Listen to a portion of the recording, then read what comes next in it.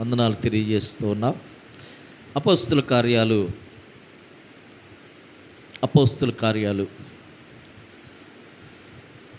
24వ అధ్యాయాన్ని ధ్యానం చేద్దాం. 24వ అధ్యాయం.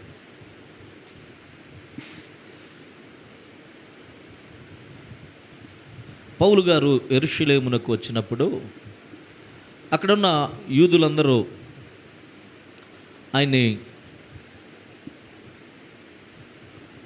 ఆయన నేరము చేశాడని ఆయన తీసుకెళ్ళి కైసరుకు అప్పగించిన విధానాన్ని మనం గమనిస్తూ ఉన్నాం. సౌలును చంపాలని ప్రయత్నం చేశారు, కానీ వారికి కుదరక కైసరుకు పంపించి అక్కడ న్యాయం తీర్చాలని ఆ జనుల ఎదుట పౌలు గారిని నిలబెట్టిన విధానాన్ని మనం చూస్తూ ఉన్నాం. ఆ తర్వాత ఫిలిక్స్ ఎదుట పౌలు గారిని నిలబెట్టి వారు ప్రజలందరినీ పిలిపించి ఈయన ఏమి నేరం చేశాడు అని వారిని అడిగిన విధానాన్ని మనం చూస్తూ ఉన్నాం. చూడండి, 5 దినముల తర్వాత ప్రముఖ యాజి అంటే ప్రధాన యాజకుడైన అననీయాను పెద్దలని అక్కడున్న తెర్తుళ్ళు అను ఒక న్యాయవాదియు కైసరయ్యకు వచ్చి పౌలు మీద తెచ్చిన ఫిర్యాదు అధిపతికి తెలియజేశారు అనే మాటను మనం చూస్తూ ఉన్నాం. ఈ కొంతమంది న్యాయవాదులుగా వచ్చిన వాళ్ళు, ఆయన మీద ఫిర్యాదు మోపటానికి వచ్చిన వారందరూ ఆయన ఏం చేశాడో చెప్పటానికి ఆ కైసరయ్య ఎదుట నిలవబడినట్లుగా ఇక్కడ మనం చూస్తూ ఉన్నాం. పౌలు కూడా పిలిపించారు. అక్కడ పౌలు కూడా పిలిపించి మీరు మాట్లాడండి అని చెప్పాడు. మీరు మాట్లాడండి అన్నప్పుడు వాళ్ళు పౌలు గారి మీద నిందారోపణ చేయటం మొదలుపెట్టారు. పౌలు గారు ఏం చేశారో, పౌలు గారి నేరమేందో, పౌలు గారిని మీరు ఇక్కడ దాకా ఎందుకు తీసుకొచ్చారో మీరు తెలియజేయండి అన్నప్పుడు అక్కడ ఉన్నవాళ్ళు ఆయన మీద నిందారోపణ చేయటం, తెర్తుల్లాస్ అనే వ్యక్తి మాట్లాడమని పిలిచారు. ఆయన మీద నిందారోపణ చేయటం మొదలుపెట్టారు. ఆయన ఇట్లాగ అంటున్నాడు, ఆయన ఎదుట నిలబడిన వారితో, ఆయన ఎదుట నిలబడిన ఫెలిక్స్తో ఇట్లాగ అంటున్నాడు,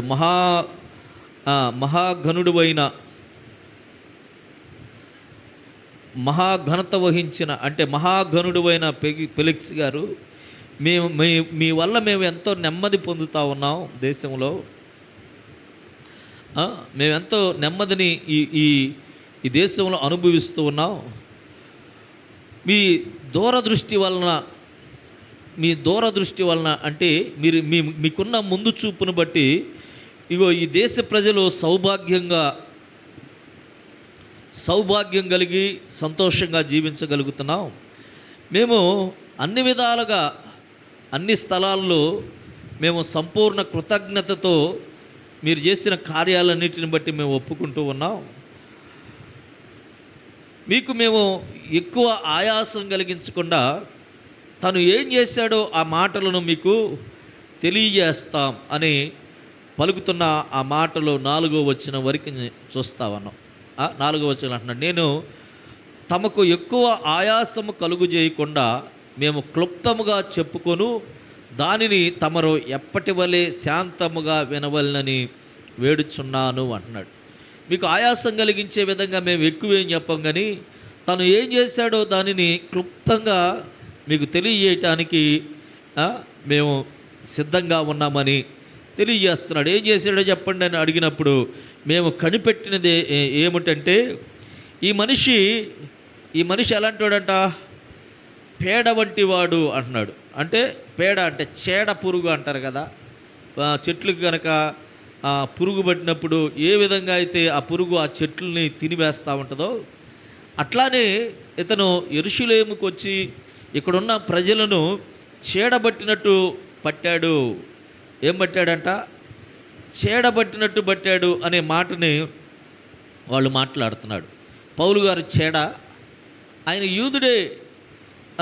ఆ యూద ధర్మశాస్త్ర ఆచారాలు, ధర్మశాస్త్రాన్ని పఠించినవాడు, ధర్మశాస్త్రం మీద ధ్యాస, ఆలోచన, దాన్ని అనుసరించాలని కోరిక కలిగిన పౌలు మీద నేరం మోపుతున్నారు. పౌలు మీద నేరం మోపుతున్నాడు. చూడండి, అక్కడ అంటాడు 16వ అధ్యాయం 20వ వచనంలో కూడా ఈయన మీద ఎలాంటి నేరం మోపారో చూద్దాం. అక్కడ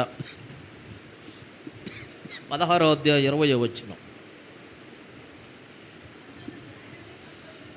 అంతటా న్యాయాధిపతుల యొద్దకు వారిని తీసుకొని వచ్చి, ఈ మనుషులు యూదులయుండి రోమీయులమైన మనము అంగీకరించుటకైనను చేయుటకైనను కోడని ఆచారములను ప్రచురించుచు మన పట్టణాన్ని ఏం చేస్తున్నారంట? గలిబిలి చేస్తున్నారు, చీడ పురుగులు అంటాడు అని పౌలు గారి గురించి తెలియజేస్తున్నాడు. మన పట్టణాన్ని ఏం చేస్తున్నారంట? అల్లకొల్లోలం చేస్తున్నారు. ప్రియదేవుని బిడ్డలారా, ఈనాడు కూడా మనం చూస్తూ ఉన్నాం. సువార్త ప్రకటిస్తూ ఉంటే, ఈ మంచి మాటలు అనేక మందికి వివరిస్తూ ఉంటే, వీటిని దైవ వాక్కు అని ప్రజలకు బోధిస్తూ ఉంటే, ఇవి మాకు బోధించవద్దు, ఈ క్రైస్తవులు చీడలాగా మాకు పట్టారు, చీడ పురుగులాగా ఉన్నారు, మమ్మల్ని పాడు చేస్తున్నారు అని చెప్పే వాళ్ళని మనం చూస్తూ ఉన్నాం. ఇవి పరలోక సంబంధమైన మాటలు, ఇవి దేవాది దేవుని మాటలు. మనం చూస్తాం మత్తయి సువార్త 5వ అధ్యాయంలో ఆ చివర వచనాలు మనం చూస్తాం. హృదయశుద్ధి గలవారు ధన్యులు, వారు దేవుణ్ణి చూచెదరు అని ఆయన, ఇదిగో ఈ లోకంలో మనము నీతి కొరకు ఆకలి దప్పులు కలిగిన వారు ధన్యులు, వాళ్ళు దేవుని చూస్తారని అనేక మాటలు చెప్పుకుంటూ వచ్చి చివరిలో ఆయన అంటాడు కదా, ఇదిగో ఈ నా మాటలు ఎన్నటికీ గతించవు, భూమి ఆకాశము గతించిపోతాయో కానీ నా మాటలు ఎన్నటికీ గతించవని ప్రభువు మనకు నేర్పించాడు. ప్రభువు చెప్పిన ఈ మాటలు, ప్రియమైన దేవుని బిడ్డలారా, ఈ మాటలను బోధిస్తూ ఉన్నప్పుడు వీళ్ళు ఏమంటున్నారంట? ఆ న్యాయాధ్యక్షుల దగ్గరికి వారిని తీసుకొని వచ్చి, ఈ మనుషులు మన పట్టణాన్ని అల్లకొల్లోలం చేస్తున్నారు. ప్రియమైన దేవుని బిడ్డలారా, ఇవి సర్వోన్నతుని మాటలు, వారిని దేవుని వైపు త్రిప్పే మాటలు. ఆ మాటలు బోధిస్తుంటే ఎవరు చీడ పురుగులు, ఎవరో అల్లకొల్లోలం చేస్తుందంటే దేవుని మాటలు చెప్పకుండా ఎవరైతే అడ్డగిస్తున్నారో, ఎవరు? వీళ్ళు యూదులు. దేవుని మాటలు చెప్పకుండా అడ్డగించేవాళ్ళు, అల్లరి చేసేవాళ్ళు. పౌలు గారు కాదు, పౌలుకు వ్యతిరేకంగా మాట్లాడుతున్న వీరందరూ అడ్డగించి ఆయన్ని అవమానిస్తున్న ఈ మాటలు మనం చూస్తూ ఉన్నాం. అక్కడ అన్నాడు, వాడి మీద చూడండి ఏమన్నాడు అక్కడ, చదువమ్మా. భూలోకమందున్న యూదులను, అది కాదమ్మా, 5వ వచనంలో మనం చూస్తున్నాం. ఈ మనుషుడు పేడ వంటి వాడును, భూలోకమందున్న సకలమైన యూదులను కలహమునకు రేపువాడును, నజరేయుల మతభేదమునకు, నజరేయుడైన యేసుక్రీస్తుని బోధిస్తూ మతభేదములు కలుగజేసేవాడు అంటున్నారు. ప్రియమైన దేవుని బిడ్డలారా, ధర్మశాస్త్రం కొరకు జీవించిన పౌలు గారు ఇప్పుడు ఏం చేస్తున్నాడంట? నజరేయుడైన, అక్కడ చూడండి రాయబడిన మాట, నజరేయుల మత భేదమునకు నాయకుడనై ఉన్నట్టు మేము కనుగొంటిమి అంటున్నాడు. నజరేయుడైన యేసుక్రీస్తుని గురించి వీళ్ళు ఏం చేస్తున్నాడంట? బోధించేవాడుగా ఉన్నాడు, అది మేము కనుగొన్నాం అంటున్నాడు. దానిని మేము కనుగొన్నామని ప్రియమైన దేవుని బిడ్డలారా ఇక్కడ తెలియజేస్తున్న ఈ మాటలను మనం వాక్యంలో నుంచి మనం చూస్తూ ఉన్నాం. ఈయన ఏం చేస్తున్నాడంట? మత భేదములు కలిగించేవాడిగా ఉన్నాడు. ఏం చేస్తున్నాడంట? మత భేదాలను కలిగించేవాడిగా ఉన్నాడు. నజరేయుడైన యేసు అనుసరించాలని బోధించేవాడిగా ఉన్నాడు అని తెలియజేయబడుతున్న ఈ మాటలు మనం చూస్తూ ఉన్నాం. చూడండి, అపోస్తుల కార్యాలు 2వ అధ్యాయం 22వ వచనం చదివితే ఇక్కడ కొన్ని మాటలు మనకు తెలియజేయబడతా ఉన్నాయి. 2వ అధ్యాయం 22వ వచనం. ఇజ్రాయేలు వారులారా, ఈ మాటలు వినండి. దేవుడు నజరేయుడైన యేసు చేత అద్భుతాలు, మహత్కార్యములను, సూచక్రియలు మీ మధ్య చేయించి ఆయనను తన వలన మెప్పు పొందినవాడుగా మీకు కనపరచెను, అది మీరే ఎరుగుదురు అనే మాటను మనం చూస్తూ ఉన్నాం. చూడండి, అక్కడ అపోస్తులైన పౌలు గారు చెప్తున్న ఈ మాటలు మనం వింటా ఉన్నాం. దేవుడు నజరేయుడైన యేసు చేత ఎన్నో అద్భుతాలు, వింతలు, సూచక్రియలు మీ మధ్య చేయించడం ద్వారా ఆయన దేవుని దృష్టిలో యోగ్యుడై ఉన్నట్టు మీరు వెల్లడి చేశారు. ఇది మీ అందరికీ తెలుసు. ఆయన ఎటువంటి అద్భుతాలు చేశాడో, ఆశ్చర్యమైన గొప్ప కార్యాలు చేశాడో మీకు తెలుసు అనే మాటని ప్రియమైన దేవుని బిడ్డలారా మనం చూస్తూ ఉన్నాం. నజరేతు అనే మాటను మనం బట్టి ఈ మాటలు చెప్పుకున్నాం. నజరేయుడైన యేసు. మనం కూడా ప్రార్థించేటప్పుడు నజరేయుడైన యేసు, ఆయన నజరేయుడు, నజరేతులో పుట్టినవాడు. వీళ్ళు అంటున్నారు నజరేతు అనే మతభేదమునకు నాయకుడినై ఉన్నట్టు మేము కనుగొంటిమి అనే మాటను చూస్తూ ఉన్నాం. చూడండి, మత్తయి సువార్త 2వ అధ్యాయం 23వ వచనంలో కూడా క్రీస్తు ప్రభు వారి గురించి చెప్పబడుతున్న ఈ మాటలు మనం చూస్తూ ఉన్నాం. అయితే ఆర్కెల్లాయు 2వ అధ్యాయం 23వ వచనం.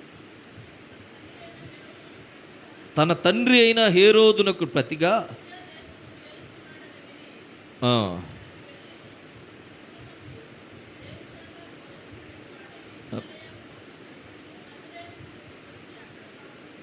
ఇక్కడ మనం చూస్తూ ఉన్నాం. నజరేతు అనే గ్రామం వెళ్ళాడంట, అక్కడ నివాసం ఉన్నాడు. అందుకని యేసుని నజరేయుడు అంటారు. ఆయన ప్రవక్తల మూలంగా వచ్చిన మాట నెరవేరబడినట్లుగా నజరేతులో ఆయన ఉన్నట్లుగా మనం చూస్తూ ఉన్నాం. వీరు కూడా అదే అంటున్నారు. వీరు నజరేయుల మత భేదమునకు నాయకుడై ఉన్నట్లుగా ఈ వ్యక్తిని మేము చూస్తూ ఉన్నాం. అంటే ఆయన మీద ఏమి నేరం మోపుతున్నారు? నజరేతులో ఉన్న మత గురించి బోధించటానికి మన మధ్యకి, ఇజ్రాయేలుకి, యూదుల మధ్యకి ఈయన వచ్చినవాడు అని ఆయన గురించి తెలియజేస్తున్న ఈ మాటలో ప్రియమైన దేవుని బిడ్డలారా మన వాక్యంలో నుంచి మనం వింటా ఉన్నాం. ఆయన గురించి ఏం చెప్తున్నారు? ఇంకా అంతేకాదు, దేవాలయాన్ని అపవిత్రం చేయడానికి పూనుకున్నాడు. మేము అతన్ని పట్టుకున్నాం, మా ధర్మశాస్త్రం ప్రకారం వాడికి తీర్పు తీర్చాలి అని వాళ్ళందరూ సహస్రాధిపతి అయిన అక్కడ లూసియస్ అనే ఆ వ్యక్తిని అడుగుతున్న ఈ మాటలు మనం వింటా ఉన్నాం. ఆయనతో మాట్లాడుతూ ఉన్నారు. చూడండి, అక్కడ అంటున్నాడు 6 నుండి 8 వచనాలు మనం చూస్తే, మరియు ఇతడు దేవాలయమును అపవిత్రము చేయుటకు యత్నపడెను అనే మాటను మనం చూస్తూ ఉన్నాం. దేవాలయానికి నేను ఎప్పుడు వెళ్ళాను? ఆయన అంటాడు, దేవాలయానికి నేను ఎప్పుడు వెళ్ళాను? నేను వచ్చి 12 రోజులే అయింది. నేను దేవాలయానికి ఎప్పుడు వెళ్ళాను? అక్కడ ఆ మాటలన్నీ మనం చూస్తాం. 9వ వచనం నుంచి మనం చూస్తాం. అతడు యూదులు సమ్మతిస్తూ ఈ మాట నిజమే అని వాళ్ళందరూ సమ్మతించారంట. అప్పుడు అధిపతి మాట్లాడమని పౌలు గారికి ఏం చేశాడంట? సైగ చేశాడంట, నువ్వు మాట్లాడు అన్నాడంట. పౌలు గారితో నువ్వు మాట్లాడు అన్నాడంట. పౌలు గారు మాట్లాడటం ప్రారంభించారు. చూడండి అక్కడ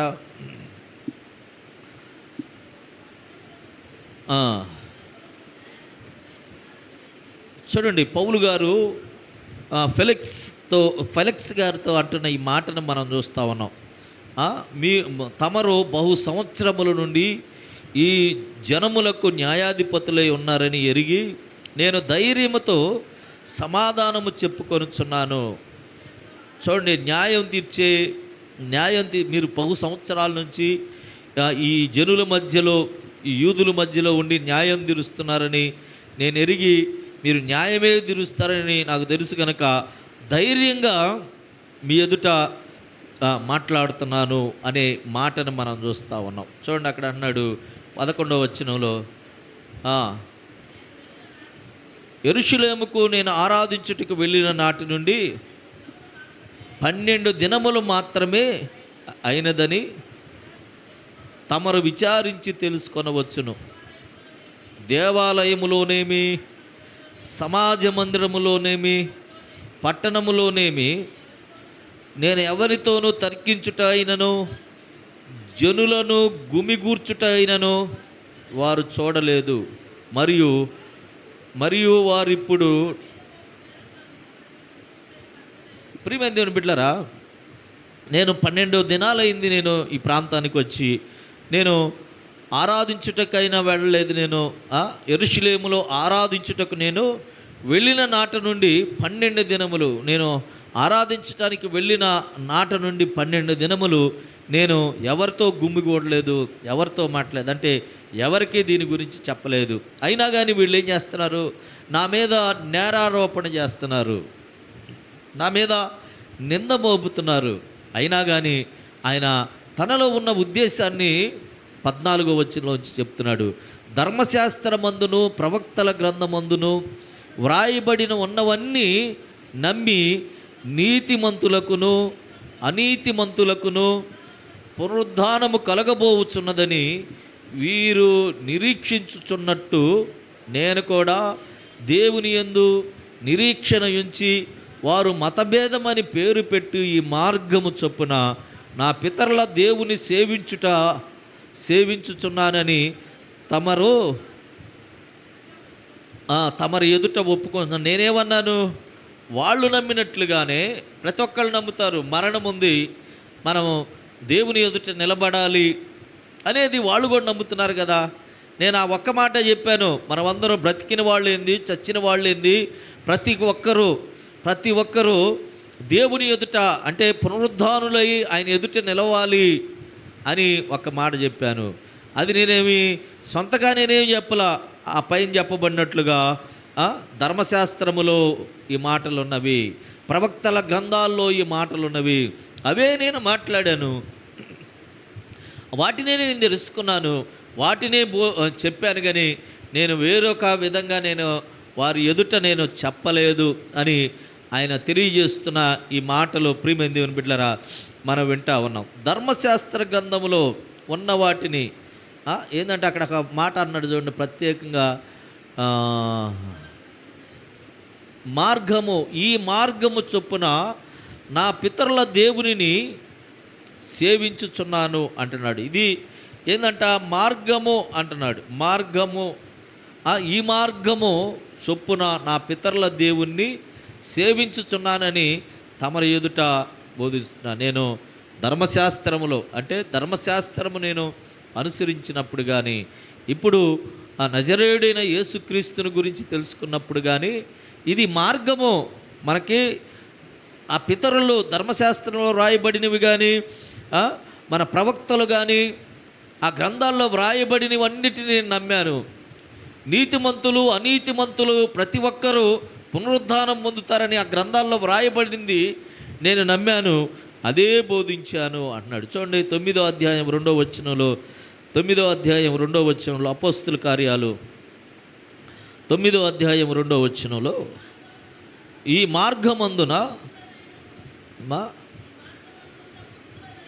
మార్గమందున్న పురుషులనైనను స్త్రీలనైనను కనుగొని ఎడల వారిని బంధించి యెరూషలేమునకు తీసుకొని వచ్చుటకు, చూడండి, దమస్కులో ఉన్న వారిని తీసుకొని రావటం కోసం పత్రికలు అడిగింది ఎవరు? పౌలు గారే. దాని విషయం 9వ అధ్యాయంలో చెప్తున్నాడు. ఆయన ధర్మశాస్త్రాన్ని అనుసరించేవాడు. క్రీస్తు మార్గము, నజరేయుడైన యేసు మార్గమును అనుసరించే వారిని చంపటం కోసం దమస్కులోకి వెళ్ళి అక్కడి నుంచి వారిని తీసుకురావటానికి, శిక్షించటానికి పత్రికలు అడిగింది ఎవరు? ఏనే ఈ మార్గములో నడిచేవారిని. ఏ మార్గం? నజరేయుడైన యేసు మార్గంలో నడిచే వారందరినీ పట్టుకొని వచ్చి వారిని శిక్షించాలని పత్రికలు అడిగిన పౌలు, ఈ మార్గాన్ని నేను కూడా బోధిస్తున్నాను. ఆ మార్గంలో ఉన్నవాడిని చంపాలని చూశాను, ఆ మార్గంలో ఉన్నవారిని హింసించాను, ఆ మార్గంలో ఉన్నవాడిని దూషించిన వాడిని నేను. అప్పుడు మీ ఎదుట నేను పత్రికలు తీసుకెళ్ళింది కూడా ఎవరు? నేనే మరలా ఆ ధర్మశాస్త్రములో, ప్రవక్తల గ్రంథములో ఈ నజరేయుడైన యేసుని గురించి రాయబడి ఉండుట నేను గమనించాను. దానినే నేను కళ్ళారా చూశాను. దానినే పునరుద్ధానం ఉంది. నీతిమంతులకి అనీతిమంతులు ప్రతి ఒక్కరూ మరణించిన తర్వాత లెగవటం అనేది తప్పదు అనేది నేను చెప్పాను. వాళ్ళు నమ్ముతుంది అదే కదా అని ప్రియమైన దేవుని బిడ్డలారా, ఆ మార్గాన్ని నేను ఎంచుకొని ప్రకటిస్తున్నాను అనే మాటను మనం చూస్తూ ఉన్నాం. ధర్మశాస్త్రంలో ఆ మాటలు ఉన్నాయి, ప్రవక్తల గ్రంథాల్లో ఆ మాటలు ఉన్నాయి, పాత నిబంధన గ్రంథం అంతటా ఆ మాటలని మనం చూడగలిగాం అన్నాడు. అక్కడ మత్తయి సువార్తలో కూడా ఈ మాటని ఇందాక మనం చెప్పుకున్నట్లుగా 5వ అధ్యాయం 17వ వచనంలో ఈ మాట చూస్తాం. చూడండి, 5వ అధ్యాయం మత్తయి సువార్త 17వ వచనం.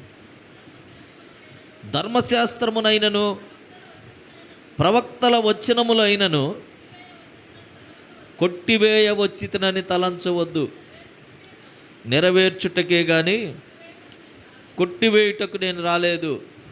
చదవమ్మా దాన్ని. ఆకాశము భూమియు గతించిపోవును కానీ ధర్మశాస్త్రమంతయో నెరవేరువటుకు దాని నుండి ఒక్క పొల్లైనను ఒక సున్నా అయినను తప్పిపోదని నిశ్చయంగా చెబుతున్నానని ప్రభువారు చెప్తున్న ఈ మాటలు మనం వింటున్నాం. ధర్మశాస్త్రంలో వ్రాయబడినది పునరుద్ధానం ఉందని దేవుడు చెప్పాడు. మన పత్రికలు, మన ప్రవక్తల గ్రంథాలు మనం గమనించినట్లయితే ఎజ్కేల్ గ్రంథాన్ని మనం చూసిన, మలాకీ గ్రంథాన్ని మనం చూసిన, వాటిలో వ్రాయబడిన మాటలు మనం గమనిస్తే పునరుద్ధానం ఉంది. ప్రతి ఒక్కరూ, నీతిమంతులు కానీ అనీతిమంతులైన వాళ్ళందరూ మరణించిన తర్వాత తిరిగి లెగవటం అనేది ఉంది. నీతిమంతులకి దేవుని మార్గంలో పరలోకానికి వెళ్తారు, అనీతిమంతుల మార్గము వేరుగా ఉంటుంది. అది నరకము అని, అది పాతాళం అని దేవుడు చెప్పిన మాటలో అవే నేను వాళ్ళతో బోధించాను అని ప్రియమైన దేవుని బిడ్డలారా, ఆయన వారితో మాట్లాడుతున్న ఈ మాటలు, ఈ మార్గాన్నే కదా నేను తెలియజేశాను, ఈ మార్గం గురించేగా నేను మీకు బోధించాను అంటున్నాడు. తిమోతికి రాసిన 2వ పత్రిక 3వ అధ్యాయం 16వ వచనం కూడా మనం చూస్తే,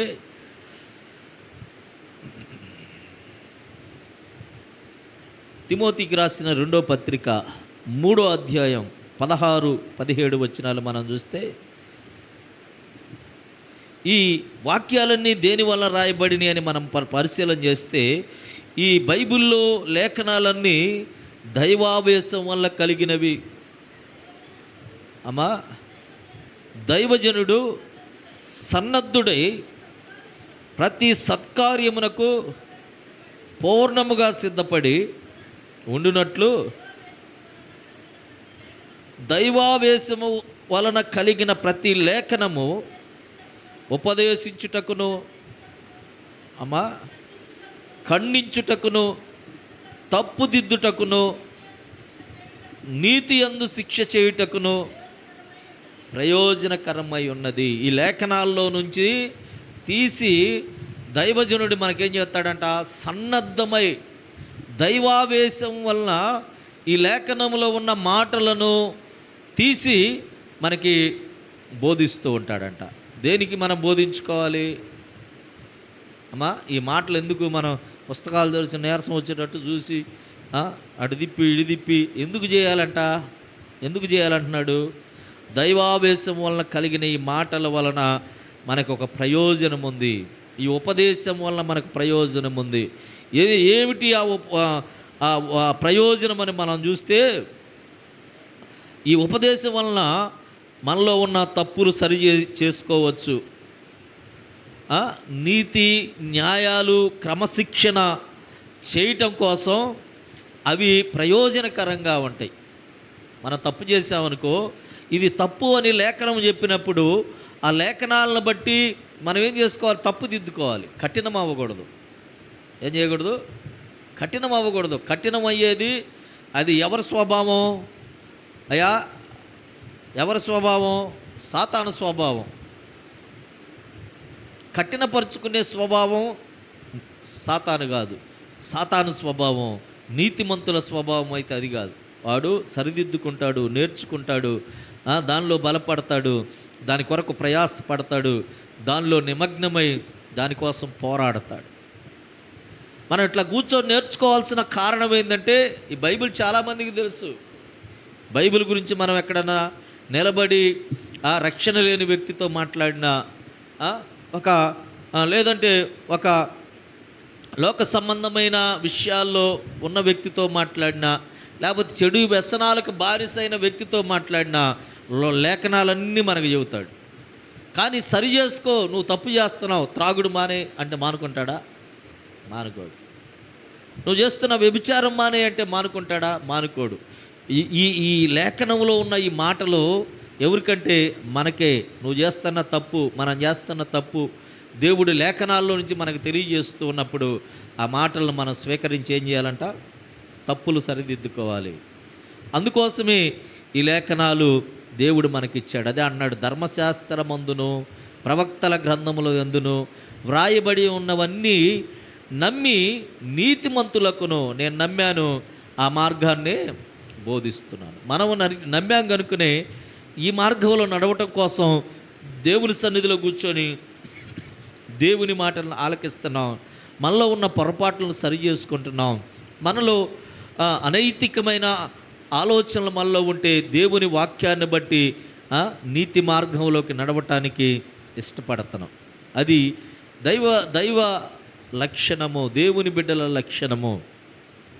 కనుకనే ప్రియమైన దేవుని బిడ్డలారా, దైవావేశం వలన మనకి దేవుడిచ్చిన వాక్యాలను బట్టి మనం ఏం చేస్తున్నాం? వాటిని నేర్చుకొని దాంట్లో దేవుడు మనల్ని తప్పుదిద్దుతుంటే తప్పులు ఒప్పుకుంటున్నాం, మనల్ని మార్గాలను సరి చేసుకుంటున్నాం, మన జీవితాలను మార్చుకొని దేవుని కొరకు జీవించగలుగుతున్నాం. చూడండి, లోకాసువార్త 24వ అధ్యాయం 27వ వచనంలో కూడా ఒక మాట ప్రభు మన కొరకు రాయించాడు. లోకాసువార్త 24వ అధ్యాయం 27వ వచనం.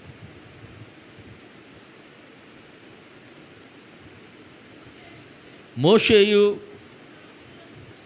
సమస్త ప్రవక్తలు మొదలుకొని లేఖనములన్నిటిలో ఆయన గురించిన వచనముల భావములు వారికి తెలిపెను అనే మాటను మనం చూస్తూ ఉన్నాం. మోషే ప్రవక్తలందరూ రాసిన వాటిలోని మాటలు తీసుకొని తనని గురించి ఏం చెప్పాడు దేవుడు వాటిని తెలియజేశాడు. నా గురించి వ్రాయబడింది మీ కవిలలో, నా గురించి వ్రాయబడింది మీకు తెలియదా అంటాడు కీర్తనలో దేవుడు. ప్రియమైన దేవుని బిడ్డలారా, ఆ మార్గాలనే నేనేం చేస్తున్నాడంట? నేను బోధిస్తూ ఉన్నాను.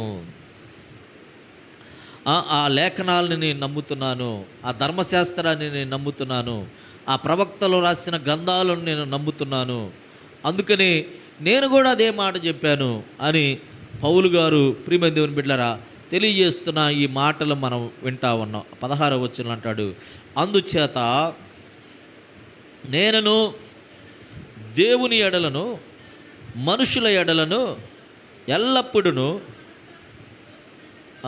చూడండి, మనస్సాక్షి నిర్దోషంగా ఉండాలంటే మనలో ఏముండాలంట? లేఖనాలు ఉండాలి.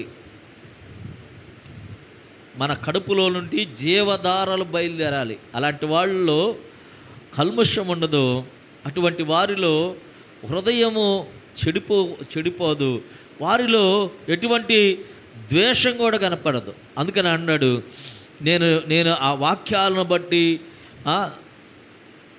నేను నా మనస్సాక్షి ఎట్లా ఉందంట, నా అంతర్వాణి లేకపోతే నా హృదయము, నా అంతరంగము మనుషులు ఎదుట నేను ఎట్లాగున్నాను, నిందారహితుడనై ఉన్నాను అన్నాడు. వాక్యం ఎవరిలో పనిచేస్తుందో, వాక్యాన్ని బట్టి ఎవరైతే జీవిస్తారో వాళ్ళు మనుషుల ఎదుట ఎట్లా ఉంటారంట? నిర్దోషంగా ఉంటారు. వాక్యం పనిచేయాలి మనలో. మనం ప్రయత్నం చేయటం కాదు, కానీ వింటున్న వాక్యము మన హృదయాల్లో పనిచేయాలి. అప్పుడు మన అంతరంగం ఎప్పుడు ఎట్లాగుంటుందంట?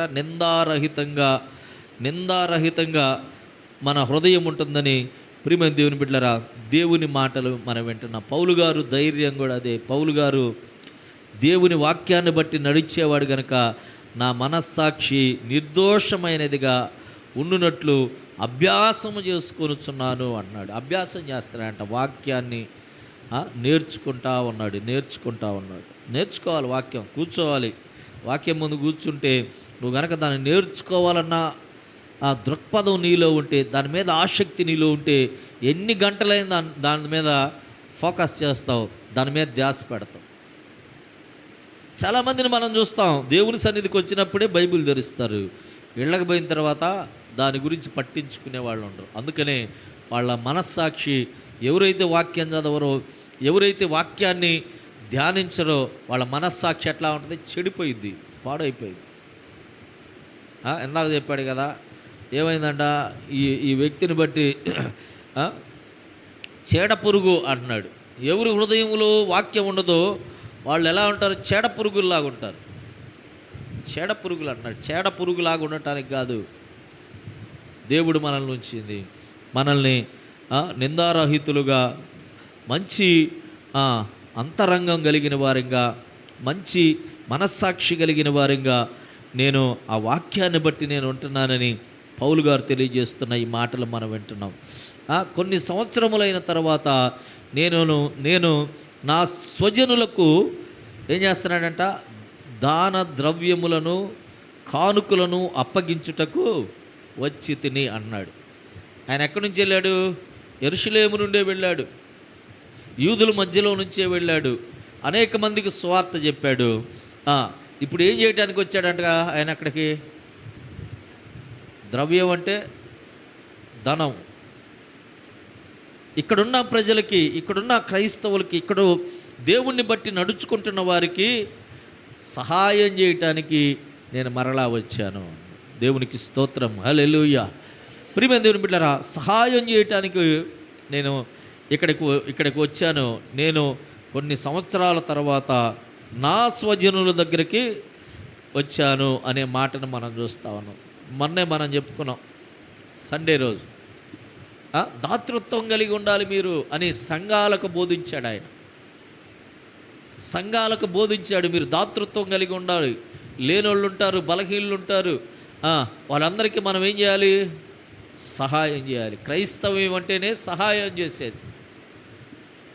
మనం చూస్తాం, చాలామంది మిషనరీలు ఇక్కడికి వచ్చారు.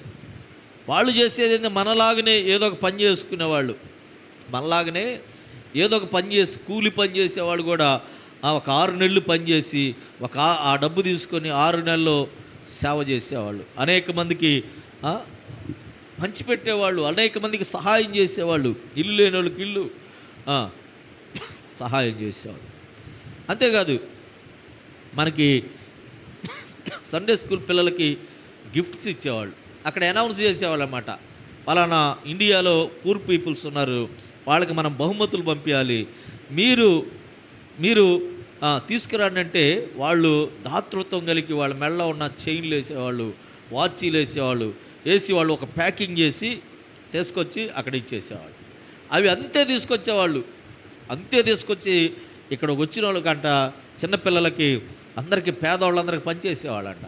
పంచి వాళ్ళు తీసి చూస్తే దాంట్లో చైన్లు ఉండేయంట, వాచీలు నాకు చెప్పారు చాలామంది.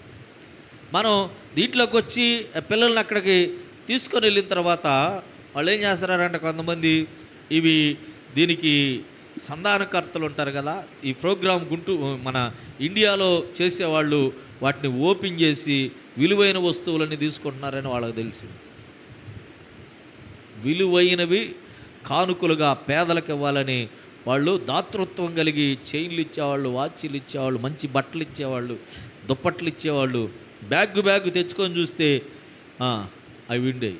వాళ్ళకి తెలిసిన తర్వాత వాళ్ళు ఏం చేశారు, ఇంకా పిల్లలకి ఏం అవసరం, కళ్ళజోళ్ళు, పిల్లలు ఆడుకునేవి, పెన్సిళ్ళు, పెన్నులు, విలువైనవి ఇచ్చేవాళ్ళు. అట్లా ప్రియమైన దేవుని బిడ్డలారా, ఈ పౌలు గారు కూడా ఆయన మిషనరీగా వెళ్ళి సంఘాలన్నింటిని ప్రోత్సహించి ఆయన వారికి తెలియజేసి అక్కడున్న తన జాతి ప్రజలకు సహాయం చేయాలని ఆయన అక్కడ నుంచి ధనాన్ని తీసుకొని వచ్చినట్లుగా మనం చూస్తాం. చూడండి, రోమీలకు రాసిన పత్రిక 15వ అధ్యాయం, రోమీలకు రాసిన పత్రిక 15వ అధ్యాయం 25వ వచనం నుండి 27 వచనాలు మనం చూస్తే,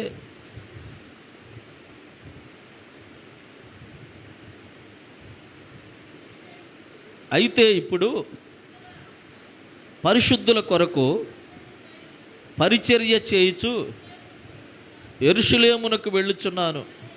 ఏలయనగా యెరూషలేములో ఉన్న పరిశుద్ధులలో బేదలైన వారి నిమిత్తము మాసిదోనియా వారిలో బెరియా వారును అక్కయ వారును తమ సొమ్ము చందా వేయ ఇష్టపడిరి. అవును, వారు ఇష్టపడి దాన్ని చేసిరి. వారు వీరికి రుణస్థులు. ఎందుకంటే అన్యజనులు వీరి ఆత్మ సంబంధమైన విషయముల్లో పాలివారై ఉన్నారు గనుక శరీర సంబంధమైన విషయంలో వీరికి సహాయము చేయ ఈ పనిని ముగించి ఈ ఫలము వారికి అప్పగించి నేను మీ పట్టణముల మీదుగా. ప్రియమైన దేవుని బిడ్డలారా, ఇక్కడ మనం చూస్తూ ఉన్నాం, జెరూషలేములో ఉన్న, ఇప్పుడు ఆయన ఎక్కడున్నాడు పౌలు గారు? యెరూషలేములోనే ఉన్నాడు. యూదులు ఆయన మీద నేరం మోపి ఫెలిక్స్కి ఆయన అప్పగించినట్లుగా మనం వాక్యంలో వచ్చి మనం చూస్తూ ఉన్నాం.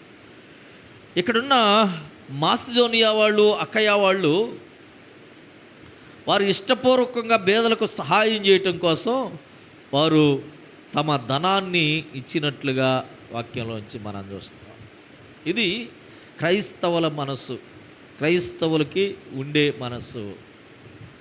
నేను అదే చేశాను అని పౌలు గారు అక్కడ మాట్లాడుతున్నాడు. చూడండి, కొరింథీయులకు రాసిన పత్రికలో కూడా ఒక మాట అంటాడు. కొరింథీయులకు రాసిన మొదటి పత్రిక 16వ అధ్యాయం 1 నుంచి 4 వచనాలు చూస్తే, పరిశుద్ధుల కొరకైన చందా విషయమైతే నేను గలతీయా సంఘమునకు నియమించిన ప్రకారము మీరును చేయండి. నేను వచ్చినప్పుడు చందా పోగు చేయకుండా ప్రతి ఆదివారము మీలో ప్రతివాడును తాము వర్ధిల్లిన కొలది, ఇక్కడేమన్నాడు, 10వ వంతున అంట్లా తాము వర్ధిల్లిన కొలది ఏం చేయాలంటే పరిశుద్ధులకి సహాయం చేసేవారిగా ఉండాలి. ప్రతి ఆదివారము దాన్ని ఏం చేయాలంట, కూడబెట్టాలి. కూడబెట్టి జెరూసలేమునకు పంపటానికి మీరు కూడబెట్టాలి. మేము వచ్చి అడగటం కాదు, మీరు ప్రతి ఆదివారము చేయాల్సింది. ఎట్లా? 10వ వంతు అని గోల. ఇప్పుడు ఎక్కడ అన్యజనుల్లో అదే గోల, విశ్వాసుల్లో అదే గోల, సేవకుల్లో కూడా అదే గోల. 10వ వంతు కాదు, 10వ వంతు అనేది నార్మల్. అది దేవుడు అంటున్నాడు, మీరు వర్ధిల్లిన కొలది దేవునికి ఇవ్వాలి అన్నాడు. వర్ధిల్లిన కొలది మనం ఏం చేస్తాం? అది నమ్మకస్తుల పని. వర్ధిల్లిన కొలది ఇచ్చేది నమ్మకస్తుల పని. వాళ్ళు చేసేది తోచలేము, వాళ్ళు చేసే కార్యాలు ఊహించలేనివి విశ్వాసం ఉంచిన వాళ్ళు. మనం అపోస్తుల కార్యాలను మనం చూస్తాం. ఇట్లా పౌలుగా అపోస్తులందరూ కలిసి ఏక మనసుతో ఉన్నప్పుడు 2 భార్యాభర్తలు వచ్చారంట. వచ్చి ఇదిగో మీ ఇల్లు అమ్మిన డబ్బు ఇదే అని చెప్పి అక్కడ పెట్టారంట. పరిశుద్ధాత్మ దేవుడు పేతురుతో చెప్తున్నాడు, వీళ్ళు అబద్ధం ఆడుతున్నారయ్యా అని. మీరు నిజం చెప్పండి, మీరు ఏదో తేడాగా మాట్లాడుతున్నారు, ఏందో చెప్పండి అంటే ఇదేనని అనగానే అక్కడ తన భర్త అక్కడే చనిపోయాడంట. తర్వాత తన భార్య వచ్చింది, ఆమె కూడా అబద్ధం చెప్పింది. ఈనాడు కూడా మనం చేయవలసింది చేయకుండా వెనకాడి అబద్ధమాడి వర్ధిల్లాల్సిన మనం, అభివృద్ధి చెందాల్సిన మనం, ఆశీర్వదించాల్సిన మనం. దేవుడి ఉద్దేశం ఏంది? మనలందరినీ అభివృద్ధి చేయాలని, ఆశీర్వదించాలని అంటాడు. మలాకీ గ్రంథంలో అంటాడు కదా, మీరు నన్ను శోధించండి అంటాడు ఆయన. ఏం చేయాలంట? నాకిచ్చి మీరేం చేయాలంట? శోధించండి అన్న. మనం ఇయ్యం, అడగం. మనం వర్ధిల్లాలి, ఆశీర్వదించబడాలి అనేది దేవుని ఉద్దేశం. దేవునికి ఇవ్వాల్సింది ఇవ్వకుండా మనం దాచిపెట్టుకొని దానిని బట్టి దేవుని కృపను మనం కోల్పోతున్నాం. ఇంకా దాంతోనే సరిపెట్టుకుంటున్నాం. కానీ దేవుడైతే మనల్ని ఆశీర్వదించి అభివృద్ధి చెందేటట్లు చేయాలి. ఈ సంఘాలకు పౌలు గారు చెప్పగానే వాళ్ళందరంట వాళ్ళ అభివృద్ధి చెందిన కొలది దేవునికి ఇచ్చినట్లుగా. ప్రియమైన దేవుని బిడ్డలారా, వాక్యంలో మనం చూస్తున్నాం. పౌలు గారు ఆ యెరూషలేముకి, యూదుల మధ్యలోకి ఎందుకు వచ్చాడంట? బలహీనులైన వారిని బలపరచడానికే వచ్చాడు. సంఘంలో మనం ఉంటున్నప్పుడు మనం ఏం చేయాలంట? బలహీనులను బలపరిచే వారిగా ఉండాలి, బలవంతులుగా చేయాలి. వాళ్ళంతేలే అని మనం అనకూడదు. కొంతమంది వాళ్ళ ఇష్టపూర్వకంగా పాడైపోతూ ఉంటారు. వాళ్ళకి ఎంత వచ్చినా సరిపోదు, జాగ్రత్త ఉండదు, విశ్వాసం ఉండదు, దేవుడికి లెక్కప్ప చెప్పాలన్న ఆలోచన ఉండదు. వాళ్ళు ఇష్టానుసారంగా బ్రతికేసి మొత్తం కోల్పోయి అనాథలుగా మిగిలిపోయే వాళ్ళ గురించి మనం ఏం చేయలేం. కొంతమంది ఉంటారు పేదలు, వాళ్ళకి చెయ్యి అందిస్తే వాళ్ళు కూడా మనతో పాటు ఎదిగేవాళ్ళు కూడా. అది క్రైస్తవ లక్షణం. వాళ్ళు మాకెందే ఉండాలి అనేది సాతాను లక్షణం. దేవుడు మనకు వాగ్దానం చేశాడు, మీరు పైవారిగా ఉంటారు, మీరు ఇచ్చేవారిగా ఉంటారు, మీరు అనేక మందికి ఆశీర్వాదకరంగా ఉంటారని. ప్రియమైన దేవుని బిడ్డలారా, దేవుడు తెలియజేశాడు. ఆ మాటలే పౌలు గారు ఇక్కడ వాక్యంలో మనకు తెలియజేస్తున్నట్లుగా మనం చూస్తూ ఉన్నాం. ఆ కింద వచనాలు మనం గమనిస్తుంటే, నేను శుద్ధి కొనిన వాడనై ఇలాగూ అప్పగించుచుండగా వారు దేవాలయములో నన్ను చూచిరి, నేను గుంపు గూర్చి ఉండలేదు, నా వలన అల్లరి కాలేదు. ఆసియా నుండి వచ్చిన కొందరు యూదులు ఉండిరి, నా మీద వారికేమైనా ఉన్న ఎడల వారి తమరి సన్నిధికి వచ్చి నా మీద నేరము మోపవలసి ఉండెను అన్నాడు. కొంతమంది ఆసియా నుండి వచ్చారు, వారు నా మీద నేరము మోపేవారిగా ఉంటారు అని. ప్రియమైన దేవుని బిడ్డలారా, పౌలు గారు వారి ఎదుట చెప్పుకుంటున్న ఈ మాటలు, వాళ్ళ ఎదుట ఈ మాటలు ఆయన తెలియజేస్తున్నట్లుగా వాక్యంలో నుంచి మనం చూస్తూ ఉన్నాం. లేదా నేను మహాసభ ఎదుట నిలిచి ఉన్నప్పుడు మృతుల పునరుద్ధానమును గూర్చి నేడు వారి ఎదుట విమర్శింపబడుచున్నానని వారి మధ్య నిలవబడి నేను బిగ్గరగా చెప్పిన ఈ ఒక్క మాట విషయమై తప్ప నా యందు మరి ఏ నేరమైనను వీరు కనుగొని ఉంటే వీరైనా చెప్పవచ్చును. ప్రియమైన దేవుని బిడ్డలారా, ఈ విధంగా పౌలు గారు తన మాటలు చెప్పాడు. ఇవన్నీ అయిపోయిన తర్వాత ఫిలిక్స్ తన భార్యతో కూడా కలిసి వచ్చి దేవుని మాటలు వినటానికి ఆయన ఇష్టపడ్డాడంట. చూడండి, దేవుని మాటలు. ఫిలిక్స్ భార్య పేరు చూడండి అక్కడ, ద్రుసిల్లా, ఆమె పేరు ఏంటంట, కొన్ని దినములైన తర్వాత 24 వచనం, కొన్ని దినములైన తర్వాత ఫెలిక్స్ యూదురాలైన ఎవరంట, యూదురాలు ఆమె ద్రుసిల్లా అను తన భార్యతో కూడా వచ్చి పౌలును పిలిపించి క్రీస్తు యేసునందలి విశ్వాసమును గూర్చి అతడు బోధింపగా వినెను. అప్పుడు అతడు ఏం చెప్తున్నాడు, పౌలు మీరు ఆశీర్వదించబడతారు, మీరు దీవించబడతారు, మీరు స్వస్థపరుస్తారు, మిమ్మల్ని దేవుడు ఎట్టగానే అభివృద్ధి చేస్తాడని చెప్పట్లా. పౌలు గారు ఏం చెప్తున్నాడు, నీతిని గూర్చియు ఆశా నిగ్రహమును గూర్చియు రాబో విమర్శను గూర్చియు ప్రసంగించుచుండగా ఫెలిక్సు మిగుల భయపడి ఇప్పటికి వెళ్ళుము, నాకు సమయమైన నిన్ను పిలువ నప్పింతునని చెప్పాను. ప్రియమైన దేవుని బిడ్డలారా, పౌలు గారి దగ్గరికి వచ్చినప్పుడు ఆశీర్వాదకరమైన మాటలు ఆయన ఏం చెప్పాల. దేవుని కొరకు బ్రతకాలంటే నువ్వు నీతిమంతుడుగా ఉండాలి, ఆ ఆశా నిగ్రహం కలిగిన వాడిగా ఉండాలి.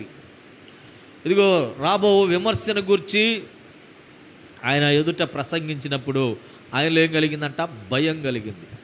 దేవుని వాక్యం ఏం చేసింది, పాపం చేసేవాడికి భయం కలిగించేదిగా ఉంటుంది. ఇదిగో నీతి లేని వాడికి భయం కొలిపించేదిగా ఉంటుంది. రాబోయే దినముల గురించి బోధిస్తూ ఉన్నప్పుడు వారికి భయం కొల్పించేదిగా ఉండాలి. దేవుని ఉగ్రత గురించి తెలియజేయాలి. దేవుడు నిన్ను పోషించి జీవమిచ్చి నీకు ఆహారం ఇచ్చి సమృద్ధినిచ్చి నేను దేవుడు పెంచుతుంటే నీతి నియమాలు తప్పి బ్రతుకుతున్నావేమో, దేవునికి విరోధమైన కార్యాలు నువ్వు చేస్తూ బ్రతుకుతున్నావేమో, ఇంకా ఆశ క్రైస్తవుల్లో ఆశతో బ్రతుకుతున్నావేమో, జాగ్రత్తగా ఉండు అని ఆయన చెబుతుంటే ఇంకా చాలయ్యా నేను తర్వాత వస్తానని వెళ్ళా. అసలు ఆయన దగ్గరికి వాక్యం వినటమానికే కాదు కానీ పౌలు దగ్గర నుంచి ఏదన్నా దొరికిద్దేమో, యూదులకు ధనం ఇవ్వటానికి వచ్చాడు కదా, ఏదన్నా దొరికిద్దేమో. అపోస్తులు చెప్పిన మాట ఏంటంటే ఏం చెప్పారు వాళ్ళు, మా దగ్గర బంగారం వెండి లేదు కానీ మా దగ్గర ఏముంటుంది, యేసు నామము. మరి ఇక్కడ యూదులు బలహీనులైన వాళ్ళకి ద్రవ్యం ఇవ్వటానికి నేను వచ్చానన్నాడే. ఇంకా అట్ట అనగలే వాళ్ళ జనాల ఉద్దేశం ఏంది, వీళ్ళ దగ్గర బాగా డబ్బులు ఉంటే అడుగుదామని ప్రయత్నం చేసేవాళ్ళు. అది ఎవరికి దక్కాలో వాళ్ళకి దక్కిద్ది. ఏ బలహీనులైన వారికి దేవుడు ప్రేరేపణ బట్టి ఎవరికి ఇవ్వాలో వాళ్ళ దగ్గరికి వెళ్ళిద్ది. అది వాళ్ళని దేవుడు బలపరుస్తాడు. కానీ ఫెలిక్స్ ఎవరు, ఒక అధికారి, న్యాయపీఠం మీద ఉన్నవాడు, ప్రజలను పరిపాలించేవాడు, ధనానికి ఆశపడ్డాడు. అక్కడ అదే ఆయన ముందు చెప్పాడు, ఆశా నిగ్రహం ఉండాలి నీకు. రాబో విమర్శను బోధించాడు. భయం కలిగిందంట ఆయనకి. ప్రియమైన దేవుని బిడ్డలారా, అయినా కానీ పౌలు గారు ఇంకా ఈ 2 అధ్యాయాలు మనం చూస్తే పౌలు గారు ఇంకా వారితో ఆ ప్రాంతంలోనే, ఆ జైల్లోనే, వారి మధ్యలోనే ఉన్నట్లుగా మనం చూస్తాం. పౌలు గారికి ఎన్ని శ్రమలు వచ్చినా, ఎట్టి పరిస్థితులు ఎదురైనా పౌలు గారు దేవుని విడిచిపెట్టలేదు, దేవుని వాక్యాన్ని విడిచిపెట్టలేదు. తనకు వచ్చిన సందర్భాన్ని గుర్తు చేసుకున్నాడు. ఆయన నిలబెట్టి ఇదిగో ఇట్లా నేరం చేశాడు, నజరేయుడైన క్రీస్తుని గురించి బోధిస్తున్నాడు అన్నప్పుడు మేము కాదండి, మేము చెప్పట్లేదండి, మేము అదండి అని పారిపోయేవాళ్ళని మనం చూస్తున్నాం. అసలు రానోళ్ళం కూడా మనం చూస్తున్నాం. దేవుని వాక్యాన్ని చెప్పటానికి, నిలబడటానికి, సంఘం తరపున నిలబడటానికి కూడా రానోళ్ళని మనం చూస్తాం. ప్రియ దేవుని బిడ్డలారా, ధైర్యంగా నిలబడి ఆయన అన్నాడు, ధర్మశాస్త్రంలో ప్రవక్తల గ్రంథాల్లో వ్రాయబడిన పునరుద్ధానం గురించి నేను చెప్తున్నాను, ఇంక నేను నేరం ఏం చేయలేదే, అది ఉన్నదేగా నేను చెప్పాను అని దేవుని ఎదుట తన మనస్సాక్షి నిష్కల్మషమైనదిగా ఉన్నాడంట. దేన్ని బట్టి? వాక్యాన్ని బట్టి. నీ హృదయంలో వాక్యం ఉంటే నీ గుండెల్లో ధైర్యం ఉంటుంది. నీ హృదయంలో వాక్యం ఉంటే నీలోంచి ప్రేమ ఉబుకుతూ ఉంటుంది. నీ గుండెల్లో దేవుని వాక్యం ఉంటే నువ్వు దాతృత్వం కలిగిన వ్యక్తిగా నువ్వు ఉంటావు. నీ గుండెల్లో దేవుని వాక్యం ఉంటే దేవుని కొరకు బలమైన శక్తిగా ఈ భూమి మీద నువ్వు నిలబడతావు. ధైర్యంగా దేవుని గురించి ప్రకటించగలుగుతావు. అట్లా పౌలు గారు ఆయన్ని బంధించినప్పటికీ, జనుల ఎదుట నిలవబెట్టినప్పటికీ ధైర్యంగా దేవుని సువార్తను ప్రకటించినట్లుగా ఈ వాక్యంలో నుంచి మనం చూస్తూ ఉన్నాం. కనుక మనం కూడా దేవుని కొరకు నిలబడాల్సిన వారమై ఉంటున్నాం. దాతృత్వపు మనసు కలిగిన వారమై ఉండవలసిందిగా ప్రభు కోరుకుంటున్నాడు.